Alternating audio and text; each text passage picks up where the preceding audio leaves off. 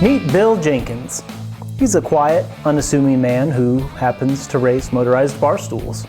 It all started years and years ago for him at his favorite bar in Dallas, the Quiet Man.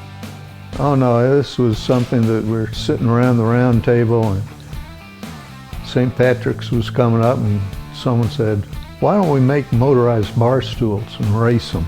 Johnny Gable and I hopped right on it, and then about another half dozen or so people joined in. It's been a long time though since he's raced, and only in the last couple years since he's moved shop out to Ben Wheeler have many of these machines seen the light of day. I had the hangars out at the Terrell Airport, and I have room, and the widows donated their bar stools to me. Most of the bar stool racers are dead now, so I just inherited 5 bar stools, and then the airport management finally got a little bent out and said, you got to clear out your hangars of all this extraneous junk. These are for airplanes. He needed a little bit of storage. He was emptying out his airport hangar, and I said, if you want to use the pavilion, and all of a sudden all these motorized bar stools showed up. And I was like, hey man, what are we doing with these? And he said, they're yours. I was like, whoa. What do we do with them? So we adopted them out last year, and we kind of reignited with Morris Store, Summer Gilchrist, we reignited the bar stool races. So it was really Bill's thing, but I just kind of wanted to get him to do it again, you know? So we had to dust them all off, fix them up a little bit, but now they all have new homes. So how did he get so good at building bar stool racers? His own machine literally has bells and whistles,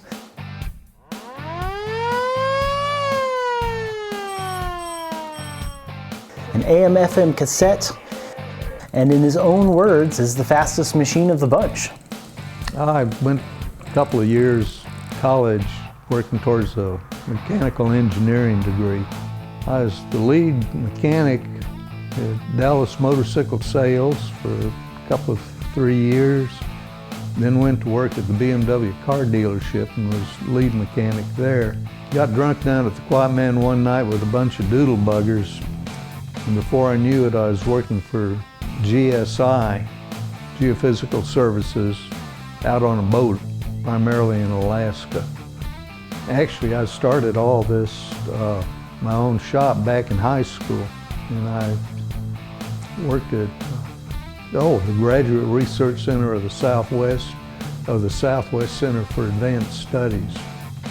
I was building satellite detectors, cosmic ray detectors, and built the detectors that mapped the Van Allen radiation belts. That was before we had sent a man up into orbit.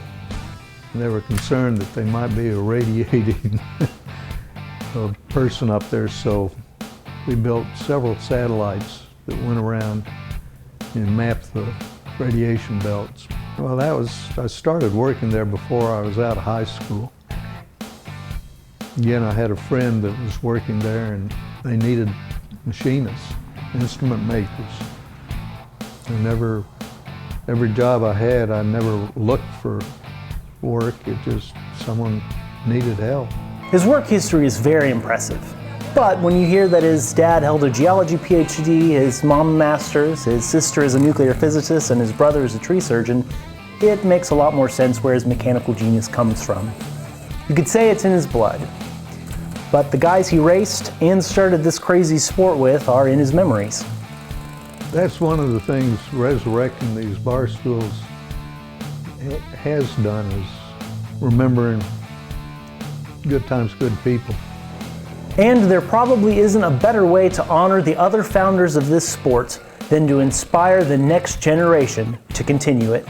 It's awesome. My grandma lives out here at Calendar Lake, and so she knows everybody, and it's like they're like family. It's awesome. It's an honor just to be a part of it and to be the youngest one. How can you not feel just fantastic about reigniting motorized bar stools? It's just fun. That's what Ben Wheeler's all about. It's just having fun and having a good time and dressing up in crazy STP outfits and just having fun. That's what it's about, yeah.